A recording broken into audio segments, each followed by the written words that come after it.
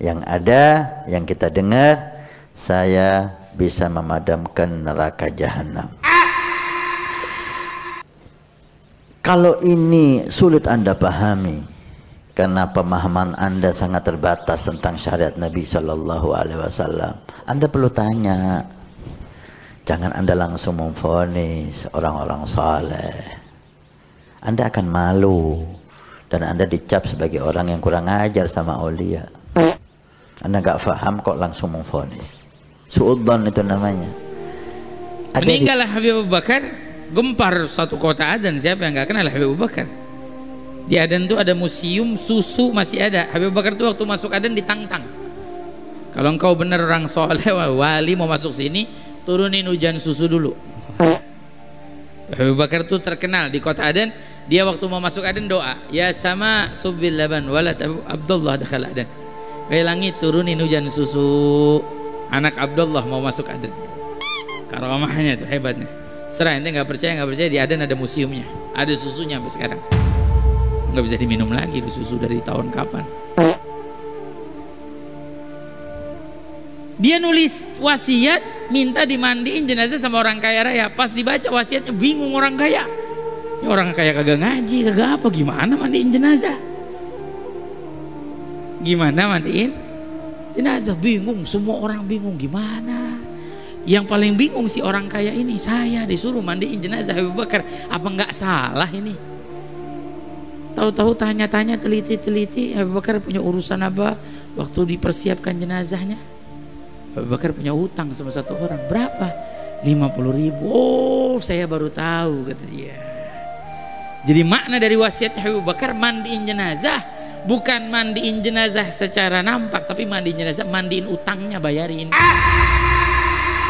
Akhirnya dilunasin tuh 50.000 daripada dirham tersebut. Seperti kalimat Sayyidina Syekh Abu Bakar bin Salim atau kalimat aulia di zamannya, ketika mulai beliau ada malaikat pencatat amal kejelekan diliburkan oleh Allah Subhanahu wa taala. Ini kalau lo kan muka lokal. Limited edition ini. Muka-muka impor. Kalau lo kan muka lokal. Hidung pesek, pipi tembem. Mata belok. Persis kayak celengan Semar.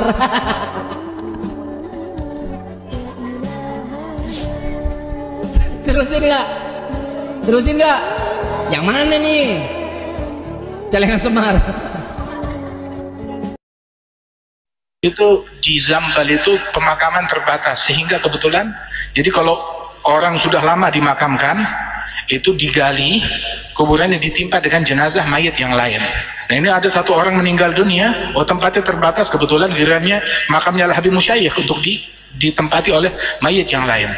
Datang dua penggali kubur, digali kuburannya, saat dibuka tuh papan penutupnya, nggak taunya ngelihat di dalam lubang kubur Habib Musyayikh lagi duduk di atas kursi emas lagi baca Quran. Nengok ke atas baru bilang, diam, jangan bilang siapa-siapa, tutup lagi, di tempat masih kepake, cari lubang yang lain. Jangan bilang siapa-siapa, kalas. Dan alhamdulillah Indonesia merupakan negara yang insya Allah dengan anak cucu Nabi Muhammad SAW terbesar di dunia.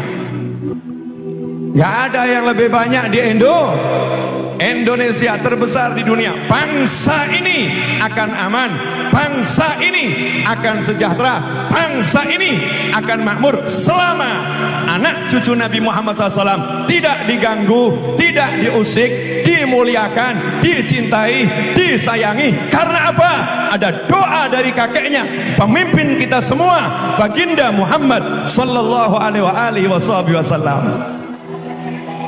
Nah, tapi kalau udah mulai gaya, Habib kok seperti itu. Nah, ini santri gaya. Ya, umat Islam mulai gaya, mulai mengkoreksi Habibnya, mulai mengkoreksi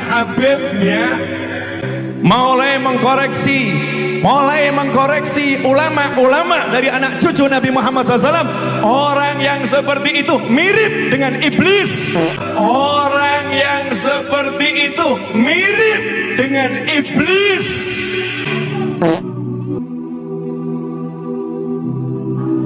Mirip dengan iblis. Pangkatnya, ilmunya ditunjukkan untuk mengoreksi anak cucu Rasulullah, lupa. Kalau kakeknya mendoakan siapa yang mencintai keduanya, cintai. Dan siapa yang menyakiti keduanya, aku benci ya Allah, benci mereka. Mau pamer apa? Mau pamer apa coba? Makanya tolong semuanya sadar, jangan ikut-ikutan orang yang tidak mencintai keluarga Rasulullah.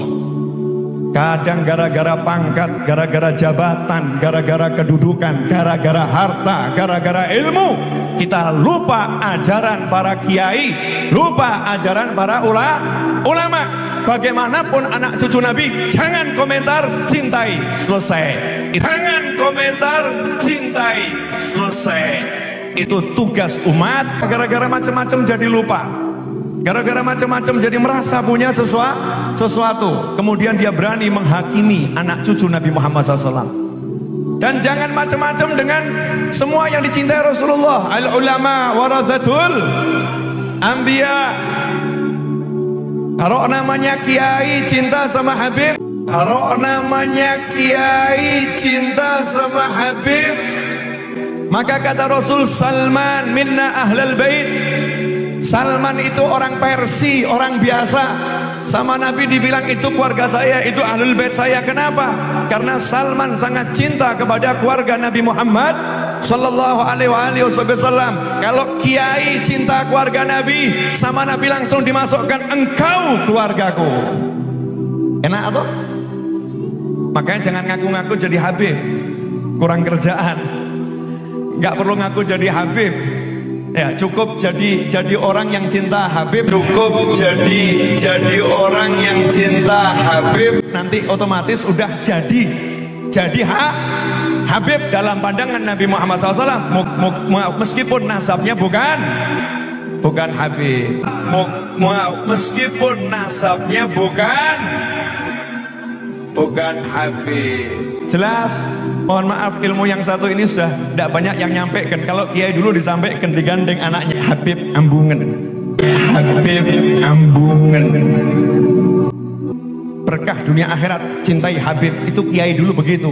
Kalau anak muda zaman sekarang, tontok se Habib sopo. Tontok se Habib sopo. Nok cocok gak apa-apa, gak cocok tinggal no. Kurang ajar iku Habib iku. Masya Allah. Na'udzubillah min dzalik. Jangan lupa, umat Islam di jagat raya salatnya tidak akan diterima oleh Allah Subhanahu wa taala meskipun salatnya nangis sampai keluar air mata darah kalau tidak mau mendoakan Habib. Nah, karena kami sedang bangun pesantren, sedang membeli tanah apa semua segala macam. Nah, makanya pada malam hari ini coba yang santri angkat tangan. Jadi kelihatan yang bukan santri mana. Yang santri angkat tangan coba. Nah, berarti yang bukan santri yang depan ini ya. Yang depan ini bukan santri. Yang depan sama yang di panggung. Bukan santri ya.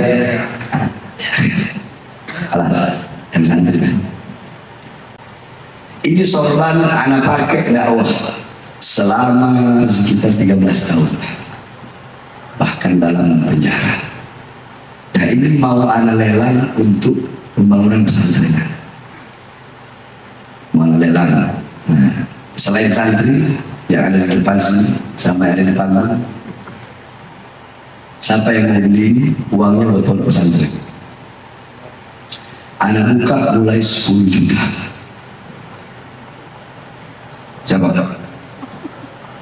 Ente orang jalan di mobil ente cepat pada. Ini buat pesantren pada 10 juta. Ada lagi yang lebih? Mahli. Bukan lagi terus. 10 juta. Sama lagi? Ada? Ada lebih? Nggak ada? Udah? Ya akhir buat beliau 10 juta. Mudah-mudahan barokah di akhirnya. Insya Allah mendapatkan keberkahan dari dakwah yang selama ini yang pakai kemana-mana. Insya Allah beliau ikut mendapatkan keberkahan. Amin amin. Rabbal alamin. Ya, itu saja sedikit nasihat yang saya sampaikan. Kurang. Habib Umar Al-Muhdar radhiyallahu anhu itu dulu satu tarikan nafas bisa digunakan untuk baca ya latif sebanyak 1000 kali. Nah, jadi Allah menyampaikan ke kutub dulu. Kalau kutub mengiyakan, maka turun adab. Jadi terjadi tsunami, terjadi gempa apa di dunia, itu sudah di ACC sama kutub. Tapi kalau kutub itu kesian, ya Allah, warga sini masih bisa diharapkan. Ibaratnya Semarang, Allah mau nurunkan sesuatu di Semarang misalnya. Kutub, ya Allah, warga Semarang masih bisa diharapkan tobatnya. Terus saya yang nanggung. Karena sudah mubrom. Qadha Allah itu kan sudah apa? Mubrom, pun pasti kan ngoten kan. Sudah pasti terjadi yang di umul kitab nggih. Yang di Lauhul Mahfuz kan masih bisa dirubah. Kan yamhullahu ma yasha'u wa yutsbit. Bisa ada dihapus, bisa ada yang ditetapkan diteruskan. Tapi wa indahu umul kitab. Tapi yang di umul kitab tetap harus terjadi. Lah misal Allah, ini sudah di umul kitab. Ya aku sing natai ya Allah. Makanya wali-wali kutub itu kan banyak yang penyakitnya parah. Contoh, yang masyhur terakhir kali itu Habib niki. Habib Abdul Qadir bin Ahmad Asghaf. Ini yang terakhir yang masyhur, semua aulia awali seluruh dunia sepakat. Semua ahli sufi dunia sepakat. Beliau kutub zamannya. Umurnya 100 lebih. Beliau di akhir hayat nggak bisa bicara. Sudah sampai nyon sewu. Sampai keluar apa? Air liurnya itu. Nah, tisunya itu yang gerebutan wong sak donya. Malam Rabu baca Hadrobah Saudan, malam Kamis baca Burdah, malam Jumat baca Jaliyatul Qadar sama Yasin 40 kali. Baru 40 kali. Bagaimana Habib Abu Bakar bin Abdullah Al-Attas? Habib Abu Bakar bin Abdullah Al-Attas 1 kali duduk baca Yasin 90.000 kali.